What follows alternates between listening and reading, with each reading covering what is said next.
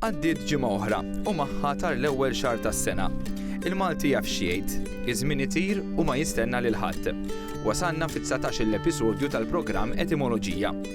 Għal min forsi qed isegwina l-ewwel darba, dan il-programm qiegħed jaqbad kliem, espressjonijiet u idjomi li nużaw ta' kuljum fit-taħdid tagħna biex nifhmu eżatt il-ġrajja warajhom sakemm naslu għall-oriġini tal-kelma.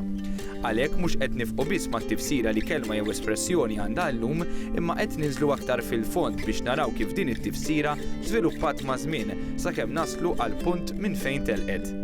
Għal darb'oħra llum se nerġgħu nitilgħu l-imdina fl-arkivju tal-Katedral u se nerġgħu inqalbu fil-manuskritti ta' żmien l-Inkwiżizzjoni. Fit-tieni parti tal-programm se niltaqgħu ma' għasfur ieħor li jpassi fuq l-Gżejjer Maltin biex nifhmu aħjar minn fejn ġej ismu. Tlaqna minnu fih biex nesploraw il-ġrajja wara l-kelma.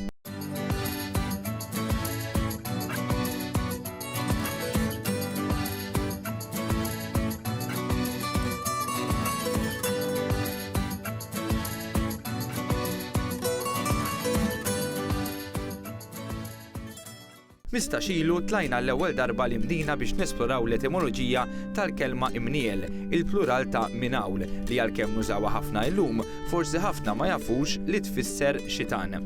Żmien ilu kienet meqjusa bħala dawwa kbira, speċjalment meta lejn is-sena 1700 kien hemm xi ħadd li qal il-Madonna tal-Imniel. Din id-dawwa kienet biżżejjed biex persuna tispiċċa quddiem l-Inkwiżitur. Illum se nitkellmu fuq kelma oħra li ma tintużax f'affarijiet sbieħ imma ikonna nammettu li nużawha ta' spiss. Qed nirreferi għal kelma ħaqqa. Ħaq tista' tfisser ġudizzju, imma il-kelma li qed nitkellmu dwarha llum ma għandax taqsam xejn ma' dan is-sens. Hawn min juża waħedha, imma sfortunatament hawn min juża altru minn hekk u magħha jorbot xi isem ta' xi qaddis jew xi ħaġa sagra. Sallum il-ġurnata għadha tdarras lil dawk li jisimgħuha. Iżda id-da mhuwiex xi realtà tal-lum il-ġurnata. Proprju għalhekk li se jkollna nerġgħu immorru inqalbu fil-manuskritti ta' żmien l-Inkwiżizzjoni għax din il-kelma iwritniha mill-antik. Aktar ma tqallef dawn il-manuskritti, aktar tasal għas-sens oriġinali ta' din il-kelma. Fil-fatt, ħaq hija imnisla minn jaħraq u għalhekk meta ngħidu ħaq inkunu forsi bla ma nafu qed infissru jinħaraq. Fl-antik hekk kienu jidhaw biex joffenduk jgħidulek tkun maħruqa ir-ruħ tal-qaddis li għalih inti tkun imsemmi. Imma dan kif nafuh? Kif wasalna għall-etimoloġija ta' din il-kelma? Meta kien ikun għaddej proċess quddiem l-Inkwiżitur, kien ikun hemm l-iskriba, jiġifieri dak li jikteb kull ħaġa li tkun qiegħda tingħat u ħafna drabi peress li l-Inkwiżitur ma kienx ikun Malti, dan kien jaqleb dak li jkun qiegħed jingħad għat-Taljan. Pereżempju fl-1700, f'manuskritt tal-Inkwiżizzjoni, il-Kanċellier qaleb għat-Taljan id-dawwa li persuna partikolari kienet qed tidher minħabba fiha quddiem l-Inkwiżitur u jikteb sija abbruċada, jiġifieri tkun maħruqa u jkompli r-ruħ tal-qaddis tiegħek. Interessanti li fil-letteratura Maltija sa 100 sena ilu il-kelma jaħraq użata minflok il-forma moderna ħaq kienet għadha tintuża ħafna u saħansitra jużaw ukoll Gian Anton Vassallo f'waħda mill-poeżiji tiegħu. Ma' żmien il-mod kif titlissen beda jinbidel sakemm waslet għandna fil-forma ta' ħaq. Iżda dwar dan jista' jispjegalna ħafna aħjar Dr. Olvin Vella li għal darb'oħra qiegħed jistennina fl-arkivju tal-Katedral.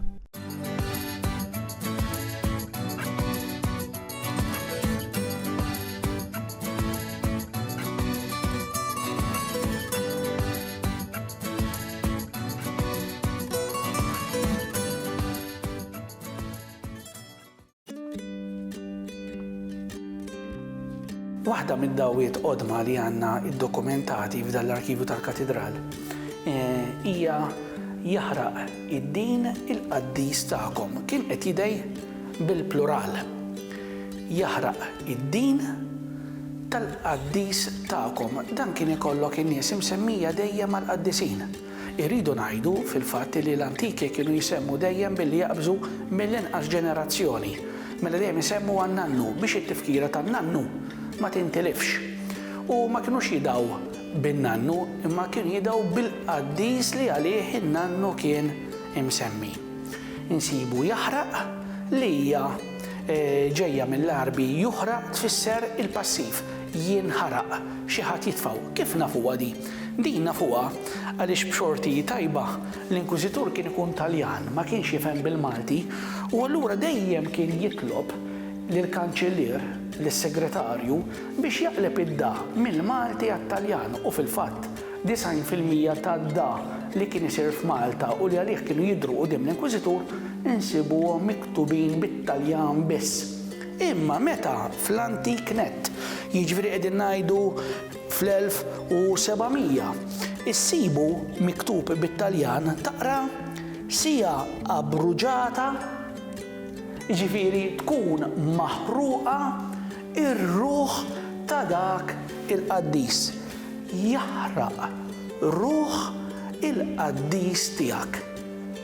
Sa mit-sen ilu għandna dokumentat fil-letteratura tagħna jaħraq kienet għada tintuża ħafna.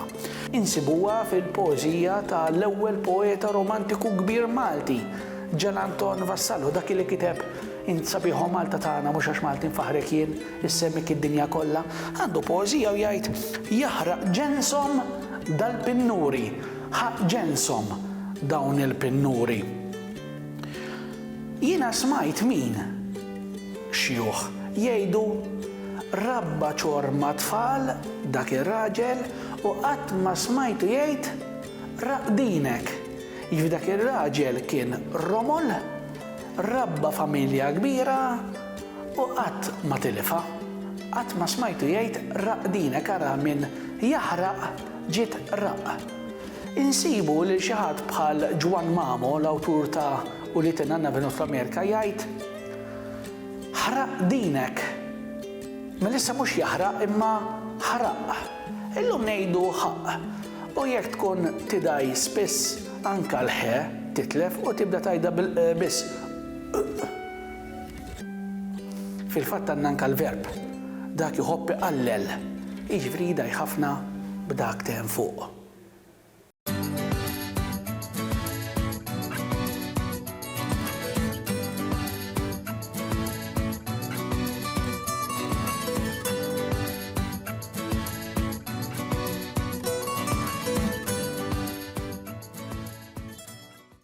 Fit-tieni parti tal-programm bl-għajnuna ta' BirdLife Malta se nkunu qed nitkellmu fuq isem ta' tajra partikolari.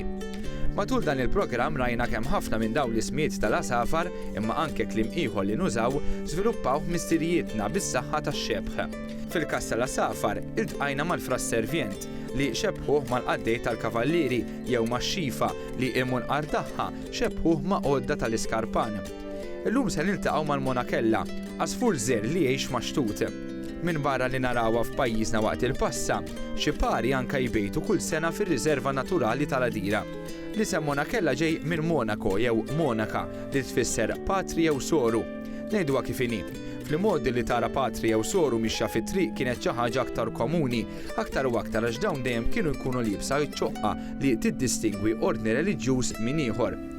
Fil-fatt, il-kuruli tal-Monakella jagħtu lemħa liċ-ċoqqa li jilbsu l-patrijiet u s-sorjiet Dominikana, mod speċjali il-faxx iswed mas-sider. L-isem Monakella jidher ukoll f'asfur ieħor il-Monakella prima li għandha ftit jew wisq l-istess ilwien. Biex jgħidilna aktar dwar dan għal darb'oħra se niltaqgħu ma' Jason Aloisio.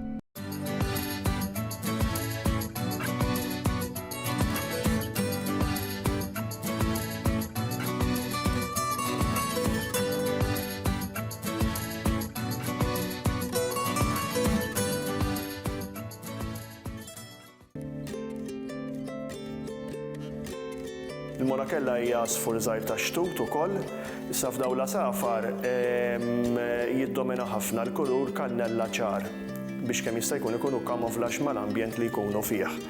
U l-Monakella li għandha l-kulur kannella ċar bħalma jirbsu ċertu ordnijiet bħal ċertu ordnijiet Franġiskani pereżempju, però mbagħad fuq rasa għandha faxxa sewda u għandha teba' bajda, allura għandek isu xebħ xi ftit mal-mant tas-sorijiet u minn hemmhekk ġej il-kelma Monakella. Dan l-asfur żgħir li jidher ukoll fi żmien il-passa u xi ftit minnhom mammont żgħir ibejtu fil-riserva naturali tal-Adira.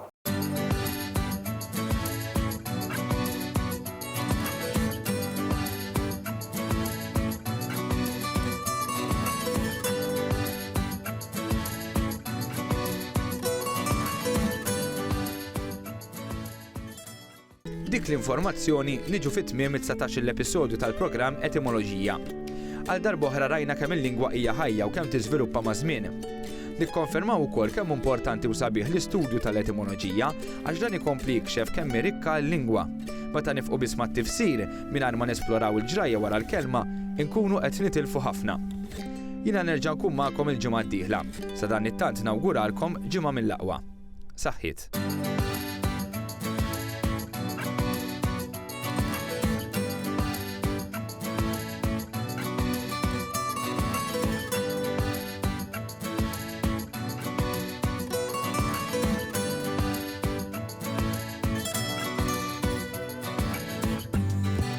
Jintasbu bis-swit il-ronfon kif tbatti x-xemx sajfija daqet mota l-Ave Marija tlet kittarri jintuna mal-ħemda il-ġmil tan-noti